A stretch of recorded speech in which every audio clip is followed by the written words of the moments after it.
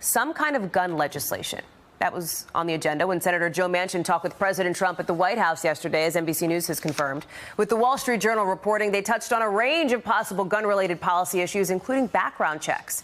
Manchin's office tells us the talk was productive, but one person familiar with the meeting also tells the Washington Post, or the Journal rather, that the president did not give Manchin a clear signal on what he might support, if anything. NBC's Jeff Bennett is over at the White House for us. So, Jeff, break it down. Where is the president's head on this? Do we have any more clarity, or is it still up in the air? Still up in the air, Hallie. I'm told the president has been briefed over the last few weeks on a range of gun control proposals. But yes, at that meeting yesterday when Senator Manchin, the Democrat from West Virginia, was here for a different event, we understand the president and Manchin had a conversation. I'm confirming the reporting by the Wall Street Journal, that the president did not give a clear indication as to what he would support, if anything. And the reason why that matters is because Mitch McConnell, the Senate Majority Leader, has made clear that this entire the entire legislative path forward hinges entirely on President Trump. McConnell has made clear that, yes, he would bring gun control bills to the Senate floor for debate, but only if he knows that President Trump will support them, and only if he, meaning McConnell, knows that they could eventually become law. So here's sort of the state of play. Here are some of the ideas we know that the White House is considering. So first, we've got the Toomey Manchin background checks bill. That, of course, is named in part after Senator Joe Manchin.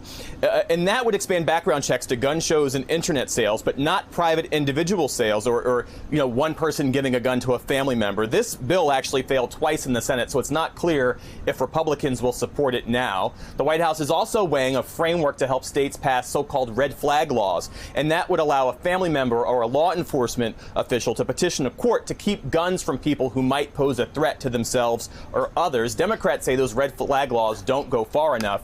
And then you have something that the president himself has talked about, and that's accelerating the death penalty for people who are convicted of doing some of these mass murders. Democrats say, look, that's a solution in search of a problem. That won't work. One thing we do know, and we know this across the board, is that the ground here has really shifted on this debate. The NRA is in disarray. The latest poll out earlier this week shows 89% of Americans supporting background checks. You can't find 89% of Americans supporting anything, and yet they support tougher background checks. And just yesterday, we saw how corporations are stepping into the void as it relates to taking some tougher stances on guns in a way that Congress and this White House has not done so far. So certainly the pressure is ramping up. And yeah, to your point, you're right. The clock is ticking. On Monday, you have both houses coming back here to Capitol Hill. And on Wednesday, the House Judiciary Committee is going to mark up, which means they're going to debate and amend some of these new bills to send back to the Senate. Hallie. Thank you for checking out our YouTube channel. Why don't you subscribe? It's really easy. Just click on that button down there. And for more news from MSNBC, click on any of these videos here for the latest interviews and highlights. You can get more videos from MSNBC with our newsletters. Head over to msnbc.com/newsletters to sign up.